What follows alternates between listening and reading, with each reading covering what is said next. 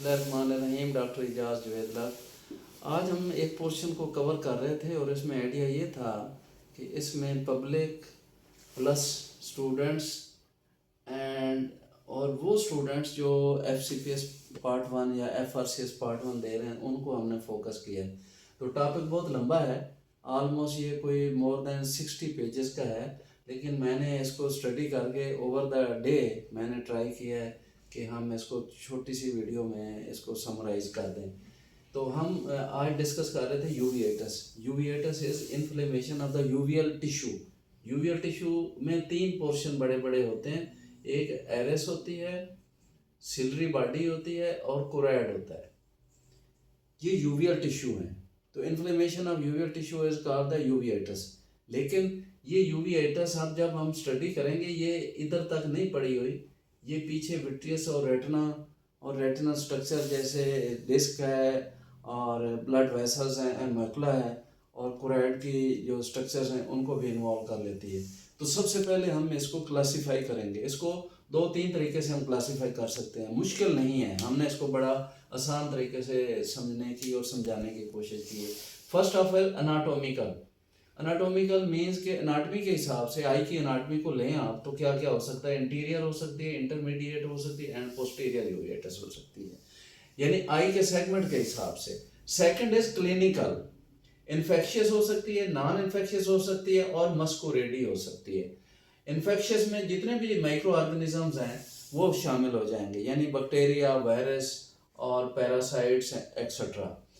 और जो non infectious है इसमें सिस्टमिक डिजीज है जिसमें कोई इन्फेक्टिव एलिमेंट नहीं होता, जैसे आर्थराइटिस है, सार्काडोसिस है और इस तरह की डिजीजेज हैं।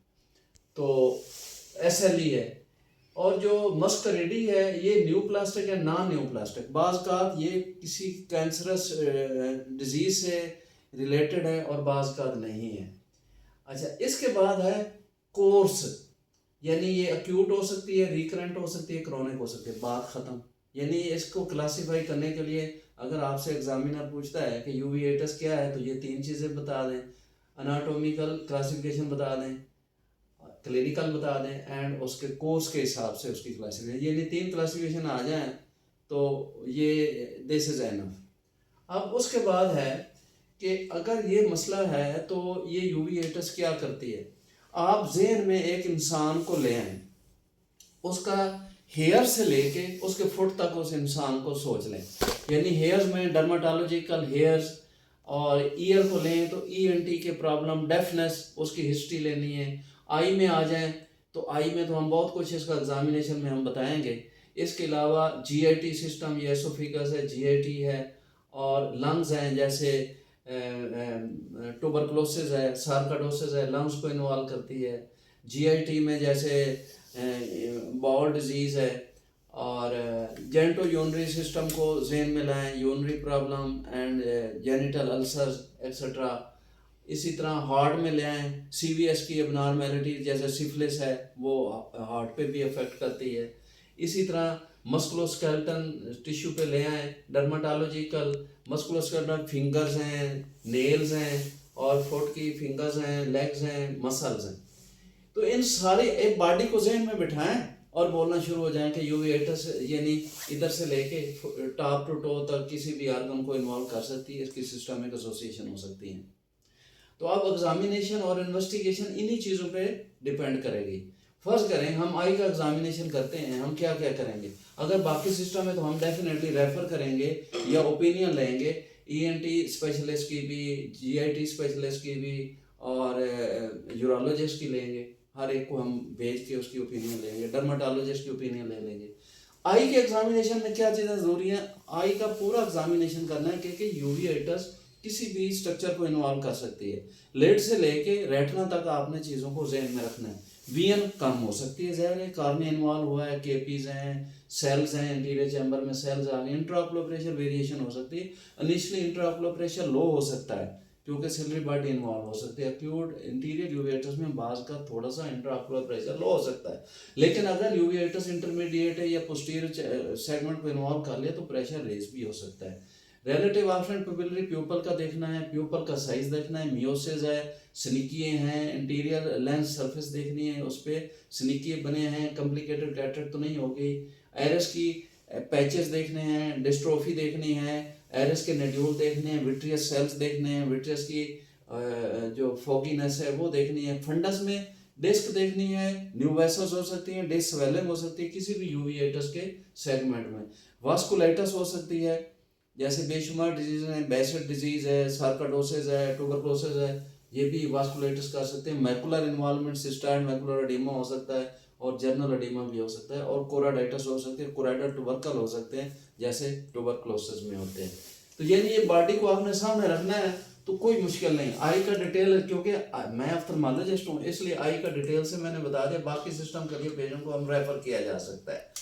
अब जैसे इसकी इन्वॉल्वमेंट है उसी के हिसाब से इन्वेस्टिगेशन है, जहर ब्लड की इन्वेस्टिगेशन सारी कराएंगे, सीआरपी करवाएंगे, आरए फैक्टर कराएंगे, एएनए, एसीई, एलिसा टेस्ट कराएंगे, IgG, IgM, LFTs, X-ray chest, urine complete examination, और बाज का अगर कोई लियन है ज़्यादा प्रोमिनेंट है उसकी बिopसी कर सकते हैं, और स्पुटम एग्जामिनेशन कर सकते हैं, लंग्स का लिवर का एग्जामिनेशन करवा सकते हैं, और टीबी के लिए पीपीडी, आईजीआरए और सिफिलिस के टेस्ट सारे, ओसीटी, एफएफए अगर मैकुलर इन्वॉल्वमेंट है और उसकी वास्कुलाइटिस है, वेसल्स इन्वॉल्व हो गई हैं तो उसके लिए हम ओसीटी और एफएफए करवाएंगे।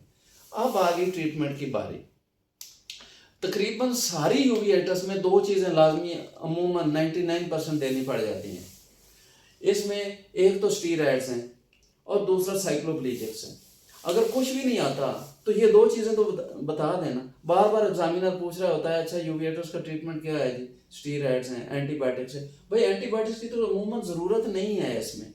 अगर कोई सिस्टमिक एसोसिएशन है तो हो सकता है सिस्टमिक डिजीज़ को कंट्रोल करने के लिए हम कुछ दें, लेकिन अमूमन आपने एंटीबायोटिक नहीं बताने। उसका मतलब ये है कि एग्जामिनर समझता है कि बस इसमें तीन चीज़ें रट्टा की हुई हैं, इसमें स्टीरॉयड, एंटीबायोटिक, फलाना फलाना, वो नहीं कहना। स्टीरॉयड देने हैं। स्टीरॉयड में जब आप बात करें तो आप एग्जामिनर को आप होल्ड कर सकते हैं, एग्जामिनर को रिंग में ला सकते हैं। आप उसे कहें स्टीरॉयड टॉपिकल दे सकते हैं, पेरियोकुलर दे सकते हैं, इंट्राविट्रियल दे सकते हैं, सिस्टमिक दे सकते हैं। एग्जामिनर खुद ही समझ जाएगा कि इस बच्चे को या इस बच्ची को इन चीज़ों का पता है कि ये यूविएटस कहाँ कहाँ अफेक्ट कर रही है। उसको सिस्टमिक स्टीरॉयड भी दिए जा सकते हैं, सिस्टमिक इम्यूनोसुप्रेसेंट भी दिए जा सकते हैं। उधर ही वो आपके पूरे नंबर लगा के बैठा हुआ होगा। उसके बाद आप चुप नहीं कर जाएं, आप उसको साइक्लोप्लीजिक बताएं, आप उसको बताएं एंटीवायरस, वो पूछेगा हाँ क्यों, तो आप उसको बताएं आई में चूंकि डिस्क वेसल्स और मैकुला इन्वॉल्व हो रहा है हम एंटीवायरस दे सकते हैं। फिर आप इम्यूनोसुप्रेसेंट कह दें कि बेशुमार डिजीज़ जैसे मैंने काउंट की हैं उसमें इम्यूनोसुप्रेशन की भी ज़रूरत पड़ सकती है। फिर एक बात तो आप लाजमी कह सकते हैं कि ट्रीटमेंट ऑफ द काज, यानी ट्यूबरकुलोसिस है, सिफिलिस है, या जो भी बेसिक डिजीज़ है उसका मैं ट्रीटमेंट ऑफ द काज करूँगा या करूँगी। ठीक है। उसके बाद आप कहें सर्जरी भी होती है, एग्जामिनर आंखें खोलेगा, वो कहेगा सर्जरी कब होती है। आप उसे बताएंगे अगर कैटरेक्ट हो गई, कॉम्प्लिकेटेड कैटरेक्ट हो तो मैं उसकी सर्जरी करूँगा, चुप हो जाएगा। या रेस प्रेशर हो गया है तो एंटी ग्लाकोमा से ठीक नहीं हो रहा, मैं उसकी ट्रेबेकुलेक्टमी विद माइटोमाइसिन से कर लूँगा या कर लेंगी। और लेजर्स बताएं, वो कहेगा जो बहुत अच्छा एग्जामिनर है जिसने बहुत पढ़ा हुआ है वो कहेगा अच्छा लेजर वास्कुलाइटिस हो गई है, कोई इस तरह की प्रॉब्लम रेटिना पे हो गई है तो हम पीआरपी या लेजर भी कर सकते हैं। Thank you so much. Any opinion? Doctor Ejaz.